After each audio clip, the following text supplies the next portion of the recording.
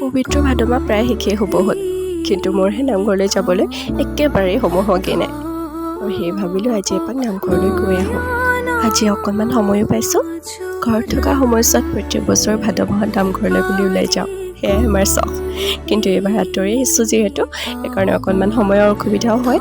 সেয়ে আজি মাহীহঁতৰ গাঁৱৰ নামঘৰ ভাগলৈ বুলিয়ে আহিলোঁ। আৰু ইয়াত আহি দেখিছোঁ মহিলাসকলেও ভাগৱত পঢ়ি আছে। মই আগতে দেখা নাই কিন্তু দেই মহিলাসকলে ভাগৱত পঢ়া। আৰু এইফালে চাহৰ পৰ্ব চলি আছে আৰু মোকো দিলে চাহ খাই বৈ আৰম্ভ হ'ল গোপিনীসকলৰ নাম লোৱা পৰ্ব। পিছে নাম লৈ থাকোঁতে এটা নাম মোকো দি দিবলৈ ক'লে মাজতে। মই কিন্তু একেবাৰে নিচাই যোৱা নাছিলোঁ আৰু দিম বুলি যোৱাও নাছিলোঁ। পিছে তেওঁলোকৰ কথা পেলাব নোৱাৰি এটা নাম ময়ো দি দিলোঁ। মাতটো শুনিছেই নহয়, গাটো বৰ এটা ভাল নোহোৱাত মাতটো ভাগি আছে। ৰাতি ভকতসকলে ৰামায়ণ পঢ়িব আৰু সেইকাৰণে আন্ধাৰ হোৱাৰ আগতে সকলো ঘৰা ঘৰি গৈছে, গতিকে আমিও আহিলোঁ।